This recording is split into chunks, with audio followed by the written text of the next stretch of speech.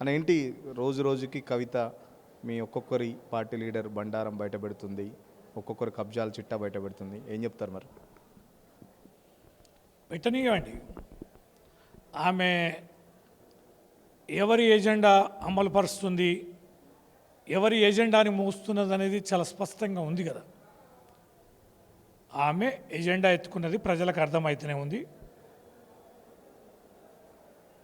ఎంతోమంది ఎన్నో రకాలుగా ప్రయత్నం చేశారు. బీజేపీ ఓ రకంగా, కేంద్ర ప్రభుత్వం, కాంగ్రెసు, రాష్ట్ర ప్రభుత్వం, ఈ రెండు పార్టీలు, రెండు ప్రభుత్వాలు ఏకదాటిగా కేసీఆర్ గారిని బలహీనపరచడానికి చేయని ప్రయత్నం లేదు.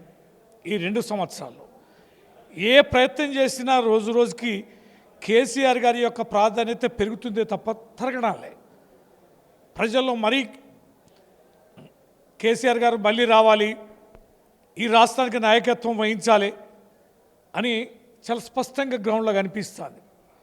బీజేపీ ఎన్ని ప్రయత్నాలు చేసినా లేవడంలే. కాంగ్రెస్ ప్రభుత్వం నానాటికి దిగజారిపోతున్నది. ప్రభుత్వం నడపడంలో కానీ, ఇచ్చిన హామీలు అమలు పరచడంలో కానీ. ఇప్పుడు కేసీఆర్ గారిని బలహీనపరచడానికి ఏకైక మార్గం ఏంటి?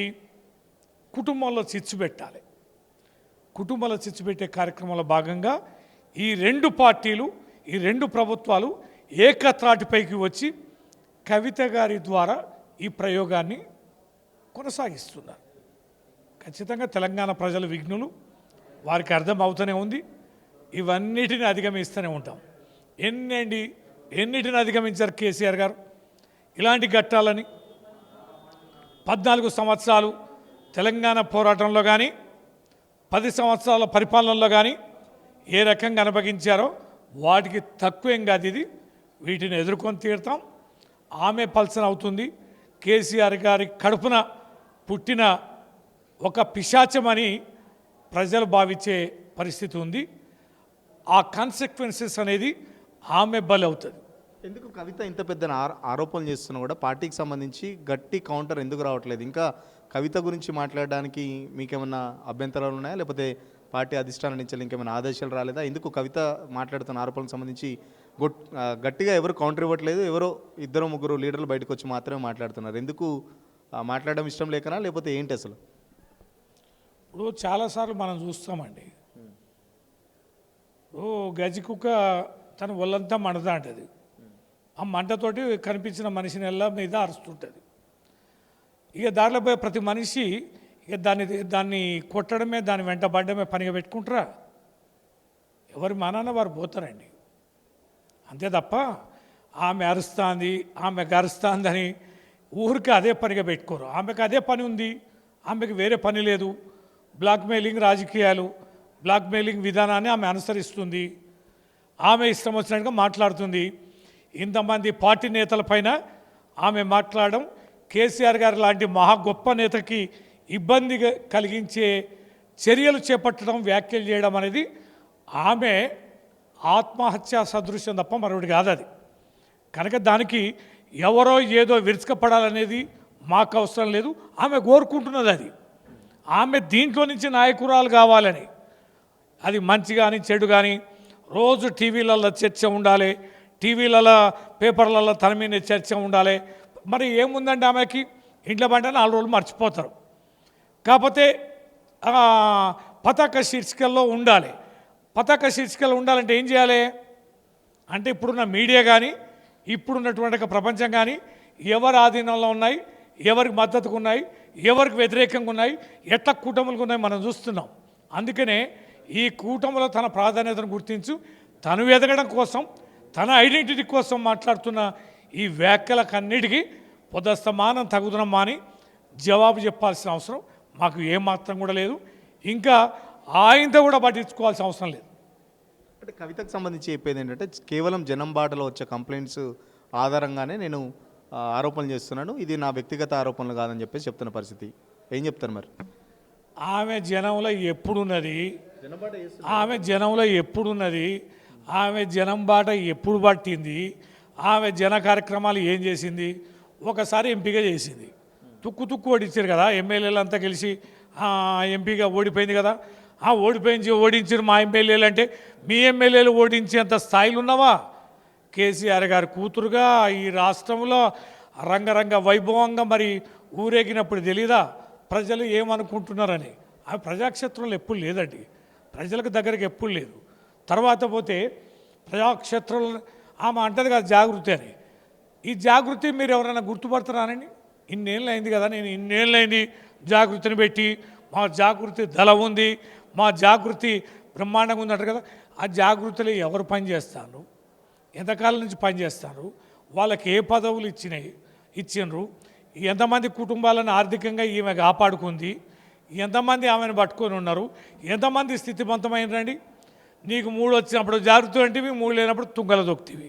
ఎవరిని పక్కన కూసుకోబెట్టుకోపోతే, ఎవరికి పదవులు ఇచ్చపోతే, ఎవరి కుటుంబాల్లో ఆదుకుంది లేదా. ఏమనంటే నా జాగృతి అని అంటే జాగృతి లేదు, ప్రజలు లేరు, పార్టీ లేదు, ఏదో పోతున్నదండి. డబ్బులు ఖర్చు పెడితే ఇలా మీరు పోతే కూడా బ్రహ్మరథం పడతారు. మీరు కూడా తొలి వెలుగు మీరు పోయిన అనుకోండి, మన అన్న వచ్చి రోజు టీవీలలో కనిపిస్తారు, మీతోటి కూడా సెల్ఫీలు దిగపోతే చూడండి. కొంచెం జనం మీరు పాపులర్ టీవీలో బ్రహ్మాండంగా మీరు కూడా ఇంటర్వ్యూలు చేస్తారు. మీరు గ్రామాలలో పోండి, ఏదైనా జిల్లాలో పోండి, మిమ్మల్ని గుర్తుపట్టరా, మీతో సెల్ఫీలు తీసుకోరా చూడండి. ఆయన ఉత్తమ వచ్చేట్లు జనం బాటలేదు, పాలు లేదు. ఆమె ఎజెండా ఒక్కటే, పతాక శీర్షికలు ఉండాలి. అంటే మీరు ఇంతకుముందు చెప్పారు కేసీఆర్ ఇలాంటివి చాలా చూశాడని చెప్పారు. ఇన్ని చూసిన కేసీఆర్, తెలంగాణ తీసుకొచ్చిన కేసీఆర్ మరి సొంత బిడ్డను ఎందుకు హ్యాండిల్ చేయలేకపోయింది అనేది కూడా ఒక విమర్శ వస్తుంది. సొంత బిడ్డనే ఇప్పుడు ఇంట్లో పోరు కేసీఆర్ తట్టుకోలేకపోతున్నాడని చెప్పేసి కూడా చాలా వరకు వార్తలు వస్తున్నాయి. ఏం చెప్తారు మరి? సొంత బిడ్డైనా, సొంత కుటుంబ సభ్యులైనా పార్టీకి తనకి నష్టాన్ని కలిగించే రీతిలో ఉంటే చర్యలు చేపడతారు అనేది దీన్ని పాజిటివ్గా తీసుకోవాలి కదా. నెగిటివ్గా ఎందుకు ప్రజెంట్ చేస్తున్నారు? కన్న కూతురే పార్టీకి వ్యతిరేకంగా మాట్లాడిందా లేదా, నాయకుడికి వ్యతిరేకంగా మాట్లాడిందా లేదా, పార్టీకి నష్టం కలిగించే వ్యాఖ్యలు చేసిందా లేదా, అనేక రకాలుగా చేసి సమయం పాటించినాకనే కదా చర్యలు చేపట్టింది. ఊరికనే ఆమెను తొలగించలే కదా. అంటే పార్టీలోకి వెళ్ళడానికి ఇష్టం వచ్చినట్టు మాట్లాడితే పార్టీ నుంచి నేను తీసేయద్దు, ఇష్టం వచ్చినట్టుగా నువ్వు మాట్లాడితే అందరూ ఊరుకోవాలా? ఇప్పుడు మాట్లాడే వాళ్ళని అడగోలుగా అంటున్నది, ఎవరు మాట్లాడితే వాళ్ళ మీద తోలు తీస్తా, తిరగ రాస్తా, కాళ్ళు ఇరగొడతా. ఏందో ఈమె ఇది దివి నుంచి భువికి దిగి వచ్చిన దేవతలాగా వ్యాఖ్యలు, లేకపోతే రౌడీ గుండాయిజం ఆ కుటుంబానికి అంబాసిడర్ లాగా ఏం మాటలండి, స్థాయికి దిగజారి మాట్లాడడం. అయితే మాట్లాడుతూ నువ్వు ఎక్కడ ఏ జిల్లా పోయి ఏ నాయకుల మీద మాట్లాడినా అమ్మగారు మాట్లాడితే జవాబు ఇవ్వొద్దానండి, ఎవరు సమాధానం చెప్పొద్దా? సమాధానం చెప్తే బిడ్డ నీ సంగతి చెప్తా, ఇంకా నీ చాలా ఉన్నాయని అంటున్నారు. ఆడపిల్ల ఎందుకు, మహిళ ఎందుకు ఆక్రోషంతో ఉన్నది, అరుస్తాంది, రోడ్ల పడ్డ మనిషిని మనం ఎందుకు ఇంకా రోడ్లు వేయాలని మా వాళ్ళందరూ సంయమనం పాటిస్తాం. విషయాలు లేక కాదు, మాట్లాడడానికి ఏం సబ్జెక్టు లేక కాదు, సంయమనం పాటిస్తాను. ఇంకా ఆ సంయమనం పాటించడం అనేది కేసీఆర్ గారి కూతురుగానే అనుకోండి, పరిచయం అనుకోండి, ఓ మహిళగానే అనుకోండి, మన తెలంగాణ రక్తమే అట్లాంటిది అనుకోండి. చాలామంది మనం తెలంగాణ బిడ్డలు, తెలంగాణ ప్రాంతం వాళ్ళు ఎంత నష్టం చేసినా హక్కున చేర్చుకుంటారు. ఇప్పుడు తెలంగాణ వెనకబాటుకి ఇంత కారణమైన సమైక్యవాదులు ఆంధ్ర వాళ్ళని మనం కొట్లాడి ఆత్మార్పణ చేసుకొని తెలంగాణ తెచ్చుకున్నాక కూడా మనం ఎవరినైనా ఒక రాయేసినామా? 14 తర్వాత ఎవరినైనా ఇబ్బంది పెట్టినామా? ఎవరి ఆస్తులకు, వ్యాపారాలకు ఇబ్బంది కలిగించినామా? వాళ్ళ రాజకీయం వాళ్ళు చేసుకున్నారు, వాళ్ళ పార్టీలలో వాళ్ళు ఉన్నారు, వాళ్ళ వ్యాపారాలు వాళ్ళు చేసుకున్నారు. అదండి తెలంగాణ ప్రజల యొక్క సహృదయత. అట్లా మన్నించే గుణం మనలో ఉంది కాబట్టి ఇట్లాంటి వాళ్ళు ఇష్టం వచ్చినట్టుగా మాట్లాడినా కూడా మనం మన్నిస్తున్నాం. అసలైన తొలి వెలుగు. ఫాలో వాట్సాప్ @తొలి వెలుగు official.